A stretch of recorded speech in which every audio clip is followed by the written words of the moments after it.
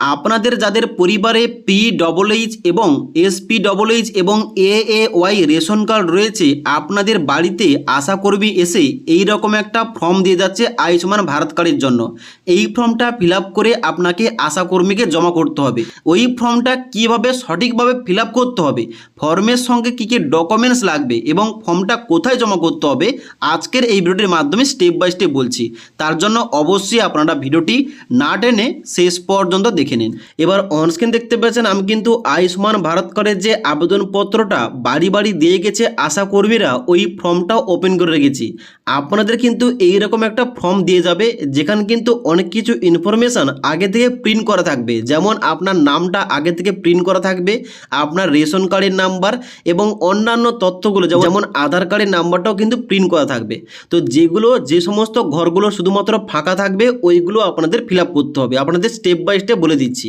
তো এখানে কিন্তু প্রথম রয়েছে, দেখতে পাচ্ছেন যে আয়ুষ্মান ভারত প্রধানমন্ত্রী জন আরোগ্য যোজনা আবেদনকারী যাচাইকরণের ফর্ম। এবার এই যে ফর্মটা, এই ফর্মটা কাদের বাড়িতে দিয়ে যাচ্ছে? এই ফর্মটা শুধুমাত্র তাদের দেওয়া হচ্ছে যাদের পরিবারে PWH এবং SPWH এবং AAY এই তিনটি কার্ড যাদের পরিবারে রয়েছে, তাদের কিন্তু বাড়িতে আশাকর্মী এসে এই রকম একটা ফর্ম দিয়ে যাচ্ছে এবং এই ফর্মটা ফিল আপ করে কিন্তু ওই আশাকর্মীকেই জমা করতে হবে। এবং আশাকর্মী কী করবে, এই ফর্মগুলো নিয়ে BDO অফিসে জমা করবে। ওকে, তো এখানে ফর্মটা প্রথম কি রয়েছে, ফর্মের প্রথমে রয়েছে তারিখ। যে ডেটে আপনি ফর্মটা আশাকর্মীকে জমা করবেন ওই দিনের কিন্তু তারিখটা কিন্তু এই ঘরটায় লিখে দেবেন, দিন, মাস এবং বছর। তারপরে নিচের দিকে আসবেন, নিচের দিকে আসার পর আবেদনকারী কিন্তু অটোমেটিকলি আগে থেকে আধার কার্ডের নাম্বারটা এখানে এন্ট্রি করা থাকবে কিংবা এখানে প্রিন্ট করা থাকবে। এখানে তারপরে রয়েছে আবেদনকারীর নাম, এখানে কিন্তু নামটাও কিন্তু আগে থেকে প্রিন্ট করা থাকবে এবং রেশন কার্ডের নাম্বারটাও কিন্তু প্রিন্ট করা থাকবে। তারপরে নিচের দিকে আসবেন, এখানে কিন্তু রেশন কার্ডের বিভাগের জায়গায় আপনার কোন ক্যাটাগরির রেশন কার্ড রয়েছে, এখানে কিন্তু রেশন কার্ডের ক্যাটাগরির বাম সাইডে যে ঘরটা দেওয়া রয়েছে এখানটা কিন্তু টিকচিহ্ন দেওয়া থাকবে। যেমন আমার ক্ষেত্রে আমার পরিবারে PWH কার্ড রয়েছে রেশন কার্ড, তার জন্য কিন্তু আগে থেকে PWH এর বাম সাইডে কিন্তু টিকচিহ্ন মারাই রয়েছে। এখানে কিন্তু আর কোনো কিছু করার দরকার নেই। নিচের দিকে আসবেন, এখানটায় আধার সংযুক্ত মোবাইল নাম্বারের ঘরে অনেকের কিন্তু আগে থেকে প্রিন্ট করা আছে মোবাইল নাম্বার, আর যাদের নেই আপনি কিন্তু অবশ্যই আপনার আধার কার্ডের সঙ্গে যে মোবাইল নাম্বারটা লিঙ্ক রয়েছে ওই নাম্বারটা এই ঘরটায় বসিয়ে দেবেন। তারপরে এখানে কিন্তু ডান দিকে লিঙ্গর জায়গায় আপনি পুরুষ নাকি মহিলা এখানে কিন্তু আগে থেকে টিকচিহ্ন করা থাকবে, যদি না থাকে টিকচিহ্ন করে দেবেন। তারপরে ডান দিকে আপনার জন্ম তারিখ প্রিন্ট করা থাকবে আগে থেকে। তারপরে নিচের দিকে আসবেন, এখানে রয়েছে সম্পূর্ণ ঠিকানা, যেখানে বাড়ির নম্বর, রাস্তার নাম, গ্রাম এবং ওয়ার্ড লিখতে হবে। তবে এখানে কিন্তু অনেকের আগে থেকে অ্যাড্রেসটা প্রিন্ট করা রয়েছে। যদি আপনার অ্যাড্রেসটা আগে থেকে প্রিন্ট কিংবা লেখা না থাকে অবশ্যই কিন্তু লিখে দেবেন আধার কার্ড ID কার্ড অনুযায়ী আপনার অ্যাড্রেসটা কি, যেখানটায় গ্রামের নাম, পোস্ট অফিসের নাম, জেলার নাম এবং পিনকোড এগুলো কিন্তু বসিয়ে দেবেন, মানে আপনার সম্পূর্ণ অ্যাড্রেসটা এখানটা কিন্তু লিখে দেবেন। তারপর রয়েছে এখানে জেলা, ব্লক, গ্রাম পঞ্চায়েত এগুলো কিন্তু আগে থেকে প্রিন্ট করা থাকবে। নিচের দিকে আসবেন, পরিবারের প্রধানের জায়গায় আপনার কিন্তু পরিবারে রেশন কার্ডের ফ্যামিলিতে যে পরিবারের প্রধান রয়েছে তার কিন্তু নামটা এখানটায় প্রিন্ট করা থাকবে। ডান দিকে শুধুমাত্র আপনাকে এন্ট্রি করতে হবে আপনার পরিবারে মোট সদস্য সংখ্যা কয়জন। যদি 4 হয় এখানে কিন্তু অবশ্যই 4 লিখবেন, আবার যদি 5 হয় এখানে কিন্তু অবশ্যই 5 লিখবেন, আবার যদি 6 হয় অবশ্যই কিন্তু এখানটায় 6 লিখতে হবে। তারপরে ডান দিকে রয়েছে প্যান নাম্বার, মানে এই ফর্মটা যার নামে এসেছে তার এখানে প্যান নাম্বারটা এই ঘরটায় বসিয়ে দিতে হবে। তারপর নিচের দিকে আসবেন, বলা হচ্ছে নির্বাচনী তথ্য 18 বছরের উপরে হলে, যেমন এপিক নাম্বারে ঘরে তার ভোটার ID কার্ডের নাম্বার এন্টার করবেন। তারপর রয়েছে এসি নাম্বার। এসি নাম্বারটা কি? এসি নাম্বারটা হচ্ছে আপনার অ্যাসেম্বলি কনস্টিটিউয়েন্সি, মানে আপনার বিধানসভা ক্ষেত্রের নাম্বারটা কত এই ঘরটায় লিখবেন। ওকে, তারপরে আপনার পার্ট নাম্বার লিখবেন এবং তারপরে ক্রমিক নম্বর লিখবেন। এই সমস্ত তথ্যগুলো কোথায় পাবেন?